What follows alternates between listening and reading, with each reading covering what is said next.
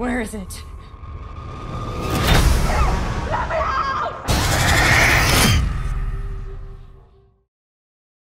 The word covenant literally means agreement, and after being put through one of the most tedious and exasperating viewing experiences since, well, Prometheus, I have to seriously wonder if it was only a contractual agreement that led to Alien Covenant being made, such as a lack of passion and care on display in the final film. Prometheus apologists are going to have to do some serious limbering up to perform the mental gymnastics required to justify this latest inexplicable attempt to expand the Alien universe, whereas those that regard the baffling prequel as a misstep in the series will likely be furious that this inept continuation has had the audacity to encroach upon the rest of the franchise.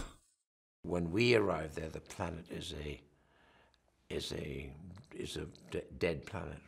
The phrase "fool me once" immediately leaps to mind as Alien Covenant begins with yet more pretentious ponderings from synthetic snob David, the existential android. This alone doesn't bode well for anyone hoping for the return of more straightforward fare like the primal creeping terror of Scott's 1979 original or the sleek rollercoaster of Cameron's Aliens. Events proper begin with the same inciting incident of that other recent sci-fi shit show, Mass Effect Andromeda, which again is not a good sign, and it is during this rude awakening from hypersleep we get the first of many acts of utter senselessness from director Ridley Scott. What the hell is the point in casting James Franco only to limit his screen time to being burnt to a cinder faster than a mosquito in a fly zapper? If Sir Ridders was trying to play the bait and switch trick of casting a major star only to off them early on in proceedings, then someone should have told him that you actually have to introduce the star first for it to have any impact. It is a completely confounding decision, but perhaps one that makes more sense if we take the director's previous habits into account. I will eat my hat, or worse still, sit through this garbage fire again if there isn't a director's cut of Alien Covenant already sitting on a Blu-ray release schedule somewhere, because it genuinely feels like key scenes are missing at times, and presumably the former Freaks and Geeks star is a casualty of this increasingly cynical and self-harming practice of the director. But as it stands, this horrendously uneven theatrical cut comes across as a strained fan fiction, desperately trying to pull Prometheus into the series, all while making the same mistakes as that film, and one cataclysmic one of its own.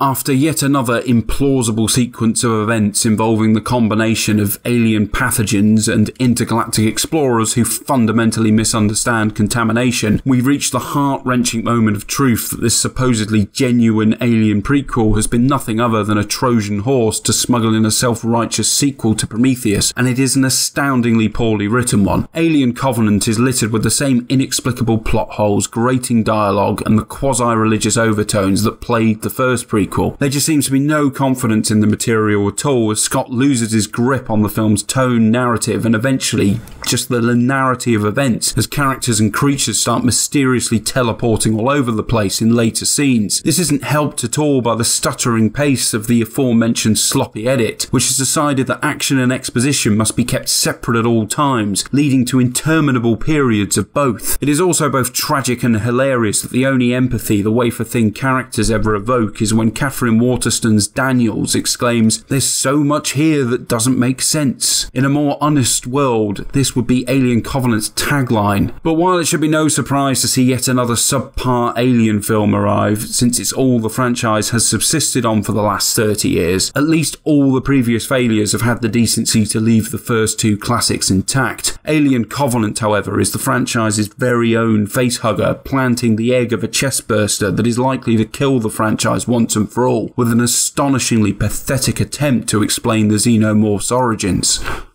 Covenant, do you read me? Covenant, come in.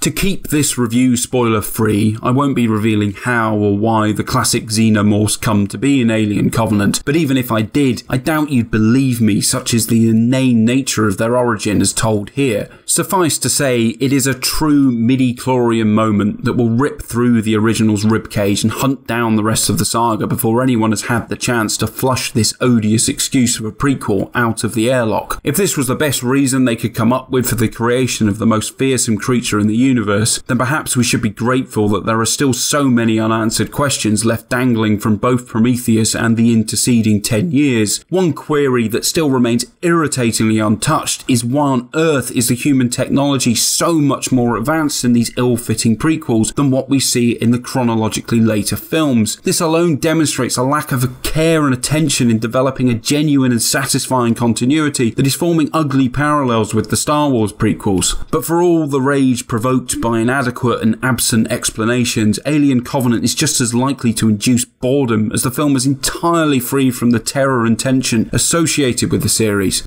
Indeed, sadly, the only fear the Alien franchise can evoke now is if they try to make more of these insipid and pompous prequels and rid the series of any admirable purity once and for all. For more reviews and views like these, be sure to visit heroindex.net and of course, hit the like and subscribe.